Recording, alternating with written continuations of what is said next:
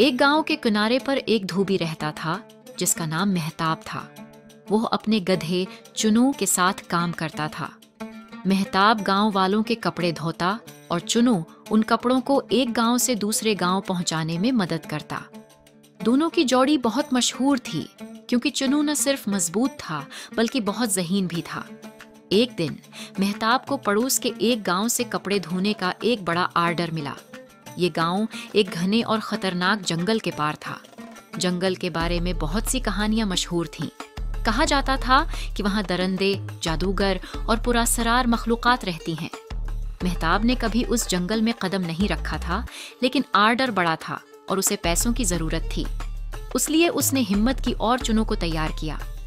सुबह सवेरे दोनों ने सफर शुरू किया। जंगल का रास्ता तारीक और खौफनाक था। दरख्त इतने बुलंद थे कि सूरज की रोशनी भी जमीन तक नहीं पहुंच पाती थी। हवा में पुरअसरार सी सरसराहट थी, जैसे कोई चुपके से बात कर रहा हो। मेहताब ने चुनू की रस्सी मजबूती से पकड़ी और आगे बढ़ता रहा। थोड़ी दूर जाकर अचानक चुनू रुक गया। उसके कान खड़े हो गए और उसने एक अजीब सी आवाज सुनी। मेहताब ने भी कान लगाया।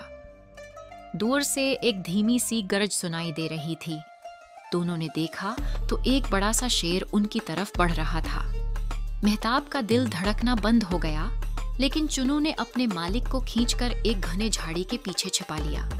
शेर करीब आया, लेकिन चुनू ने अपने जहानत का मुजाहरा किया।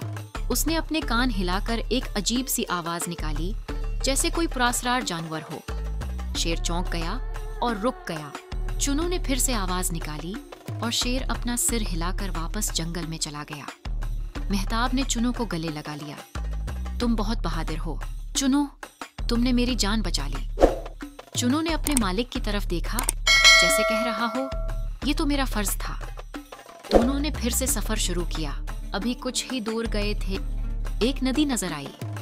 नदी का पानी साफ और ठंडा था। मेहताब ने सोचा कि यहाँ थोड़ा आराम कर लिया जाए, लेकिन जैसे ही वो नदी के करीब पहुंचे, पानी में हलचल मच गई। एक बड़ा सा मगरमच्छ बाहर आया और उनकी तरफ बढ़ने लगा। मेहताब ने घबराकर चुनू को खींचा, लेकिन चुनू ने एक बार फिर अपने जहानत का मुजाहरा किया। उसने अपने पीछे बंधे कपड़ों के बंडल को मगरमच्छ की तरफ फेंक दिया।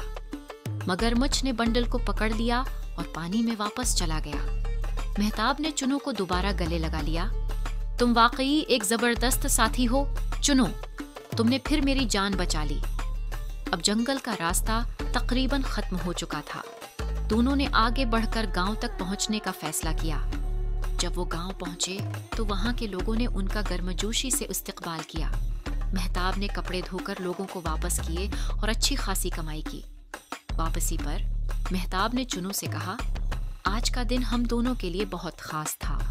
तुमने न सिर्फ मेरी जान बचाई बल्कि मुझे ये भी सिखाया कि हिम्मत और जहानत से हर मुश्किल को शिकस्त दी जा सकती है। चुनू ने अपने कान हिलाए, जैसे कह रहा हो, हमेशा तुम्हारे साथ हूँ मालिक।